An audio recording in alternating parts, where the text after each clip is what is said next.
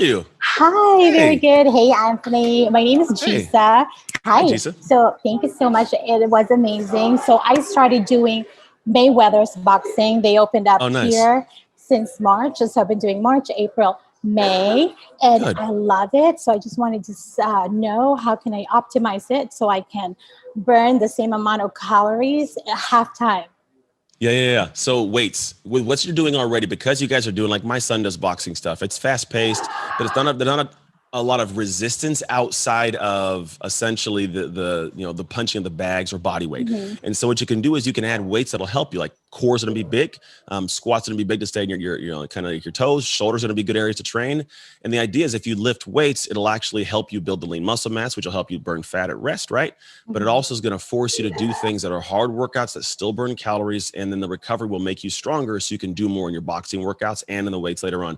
Now, most people go, I don't want to get bulky like a man. Let's just put it this way. There are men who've been lifting weights for 20 years who aren't bulky.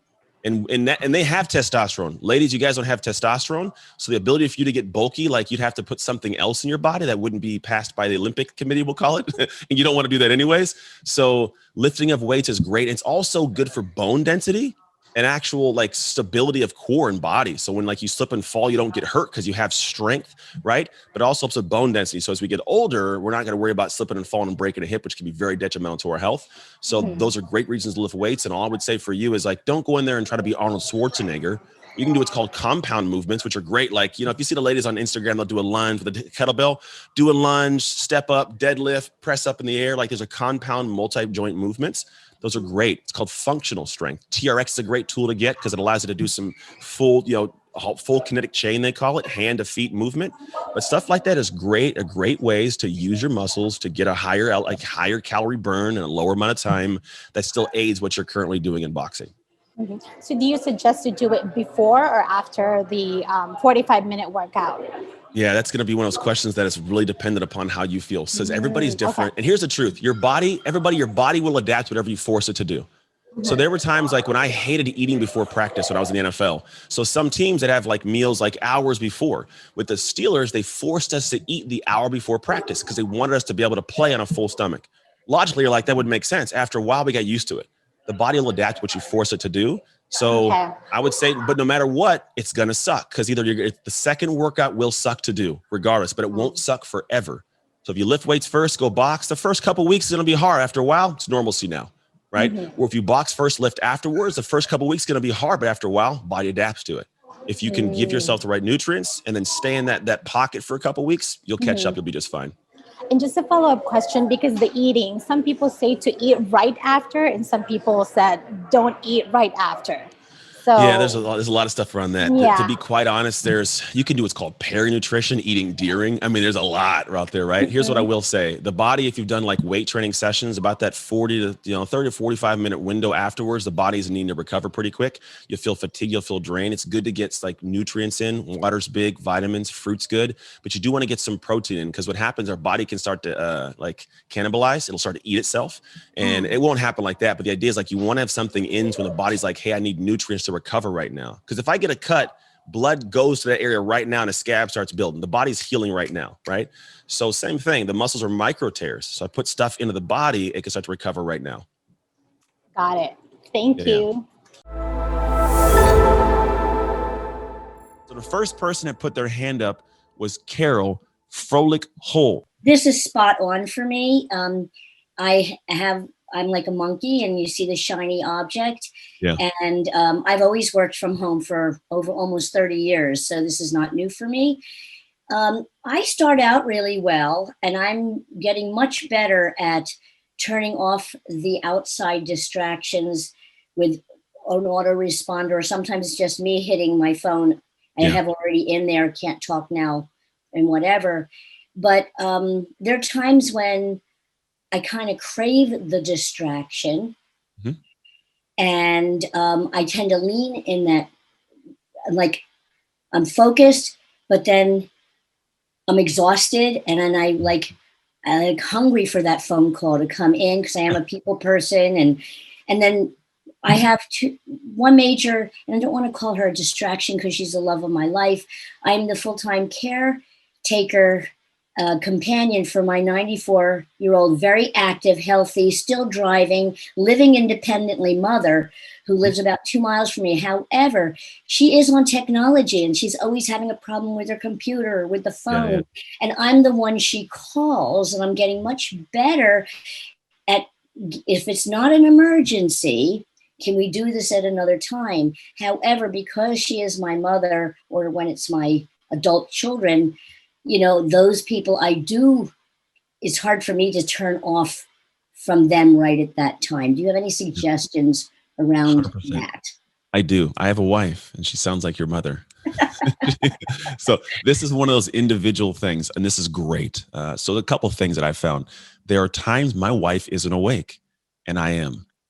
My wife is a night owl. She'll stay up till 1, 2 in the morning. She doesn't like to get up until like 9 or 10. I'm up at 5:30 every day. I get a good solid 3, 4 hours to work on the things I got to work on. However, when she gets up, I actually like spending time with her in the morning. I'm in a good mood. She's in a good mood. And so I get to spend time, like literally we take the kids to school. They get up at 7. I do some work till they're ready to go. 7:50, I get out of the house. I'm back by about 8:15. We hang out for between 30 to 45 minutes. Then I get into my day. And I rock and roll. But I've also already got stuff done well before that. So in that window of time, oh, go ahead. You got your thing. Mine is different. My mother doesn't live with me. And Oh, her time, separate. no, she lives about Okay. 2 miles from me. And Okay. her time is not my time, her schedule of Yeah. getting up. You know, she's having Perfect. breakfast when we're having lunch. And Yeah. so it can be very erratic. And Yeah. I Yeah. have gotten much better at not reacting to her reaction to something. And first thing I've learned to say is it urgent? And she knows I'm building my kingdom now. Yes. So she respects that. She's my biggest Good. hero. So Good. I don't have that availability, but what I'm hearing from you is for me to be able to say, Mom, this is a block of time that I am free. If you're free, let's That's a good have way. that That's conversation. definitely a good way to do it. Yeah. And the thing is, on top of that, even so, it's like if you're, say her lunchtime is that time, you actually do have that window. And because she's not there, you kind of could probably give you an idea somewhat of when she might be awake. So you work at home knowing the phone call probably isn't going to come in during this time frame. It could be 5 in the morning. You may have to adjust to build, right? Make that small sacrifice. And it may mean you have to get up a little bit earlier, adjust the clock. But if you know, like, hey, mom's not calling usually until like 11 o'clock, all right, I'm going to get up and get really good focused work done in this window. Now, my brain's like yours. I do have windows built in of like buffer and breathe work. I got to get up and walk around, because if I don't, then my brain, it's more taxing to try and think about having to think. Right. So I want to get up, go around, walk outside, go do stuff, and shoot. I'll literally go in the backyard and shoot hoops by myself. I'll just do things because my brain's off. Come back, I'm dialed in again. Right. But you do it first. I think you should find that time when mom's not awake, work at that time. When she is awake, have some time with her. Give yourself the gift of spending time, guilt-free Yes. time. And then from there, hang out and say, hey, Mom, I'm going to go do some work. I'm going to be available in about 2 hours. Give me 2 hours to work. Then And then go there's back. a part two to this. I'm really quick, and I'm Oh, sure we other got to do people have real this. quick. Yeah. All right. Technology issues. You're doing it, you're feeling focused, and all of a sudden Yep. the computer isn't working right, or that software isn't Yeah. working right, or the phone isn't working right, and you have a technology glitch. It happens Yeah. all the time. Oh, That's a yeah, huge yeah. sucker. Yeah, that's no fun. So what I would do is I would choose the things that are more reliable, right? If you know Zoom works, I wouldn't test a whole bunch of new stuff. And then also, you make it to a point where like you choose to do things that, like if it's a consistent thing in an area, like not even use digital stuff. Like if it's writing, I'm gonna write on a piece of paper. There's actually something called a rocket book. You can write on a piece of paper, take a screenshot, it'll pop in the notes. Then there's not a matter of having to do much besides just, I gotta take a picture, pop it over, right? It does. It happens. Technology isn't always the funnest, What's but it called? it's called Rocket Book. And then Okay. also you can hire someone as a tech person. So if you're like, hey, can I have you as like when I need you, kind of reach out real quick and have you do some tech stuff, reach out to someone. I have a guy on my team, Andrew, who does that. When things don't want to work and I don't want to fix them, he does, because he gets money for it. So that's how it works. Thank you. Andrew Schubauer, how are you doing? You're out there getting a run in the woods, my man. That's right. I'm doing good. How are you? I'm doing very well, man. I wish I was out hanging with you right now. My allergies might pick up, but so far I'm good. Fair enough. So my question to you is actually, I love your resilience. I think it's so important. Being strong is great, but being resilient is way better. But my question is, when you're going through your process, being resilient, showing up consistently. Yeah. What do you have to say to people when, in relation to authenticity, like what happened if you were doing your 90 second videos and you got to like 200, day 200, and you just felt like this isn't right for me. And you went through the work. It's not fear. It's not, anything like that. It's not any specific barrier or unhealthy barrier. But you just find out maybe this isn't right for me. Like at what point do you make that decision? So I think there's two things. Maybe change. Yeah. So there's two things I look at here. Whenever I find that I question if it's right for me, I then immediately go, well, why was I doing it in the first place? Because right and wrong is relative to the place I'm going is the first thing you got to think about. I don't think people think about it. They just do something and they grab habits and do things because so-and-so said I should. And I saw somebody else. So you'll notice when I told you about the videos, I wanted to be able to speak in fluid thought with ums and ahs not be an issue. So whether or not somebody watched did not determine whether it was good or bad. Now, if I'd started that with the goal of having a bunch of views, it would have maybe looked like it was bad. You see what I'm saying? So you got to anchor and say, what is the reason I am starting this in the first place, right? Then what you said, which was good, is if I'm getting to that point of like, I don't know if I want to do this anymore, I would ask myself in the moments, like, is that my moment of feeling this? Is this because it's hard or because genuinely I'm not connected to the heart of it anymore? And that's a personal thing because there are things that I'll realize it's just hard, but I want to do it. But then there's things I realize like, you know what? I'm not connected to it. For example, I don't do nightly 90s anymore. I did 1,333 straight days. 333 is a specific special number to my life. But here's what I realized. It wasn't as hard anymore. It was still difficult and, I was still doing it, but it didn't speak to my heart anymore. I'd kind of got what I wanted out of it. And my heart wasn't like, I wasn't lit up doing it. I didn't enjoy what was going on in the background, whatever it was. It wasn't bad. It wasn't hurting anybody's life. And some people were sad that I stopped doing them, to be quite honest, but it didn't speak to my heart. And so at that moment, I was like, you know what, if it's not talking to my heart anymore, I'm not going to keep doing it because what it does, it builds resentment for what I'm doing and it builds a little bit of a pain to do it. And now I'm not having the energy I want inside to serve how I want. So first thing is figure out if it's going the place you want. And then that's what determines right or wrong. And then two, check the heart or if it's hard. Cool. Thank you so much. I knew there was a reason I wanted to ask you that question. Hey, man. Awesome. I see. Hey, now you know, got a little answer. There you go. My man, John, how are you? Thank you so much for another fantastic session. Since the day that I met you in Influencer 2019 in San Diego, you've been encouraging me and inspiring me to make shift happen. I'm in a fortunate position where shift has happened. I'm living my life's work. I'm doing my life's work. I do still have goals on the cards to create the online course, to write the book, and also be a great father. So I'm serving these amazing clients around the world. I want to be a great dad. And I've got these, not conflicting priorities, but just loads of priorities. So share a little bit on priorities, on juggling, on serving as the highest and best version of yourself in all of these different areas. Yeah. So just so you guys know, I have 3 kids. I have a 16-year-old who just got his driver's license, which is a very weird dynamic. I got 11-year-old twins. I have a wife that has multiple businesses that I am like the handyman for. I built this whole studio. Like I'm a super weird. I'll fix your car. I'll build a website. Seriously, it's weird. I'm not even joking. I can and install a brand new car stereo in your car right now. It's just weird the things I can do. But I say that because on top of all those, I have a business where I'm writing a book. We have an app coming out. I'm here coaching with you guys. I just got back from T-Mobile last week, streaming to, I think, 80,000 employees they have.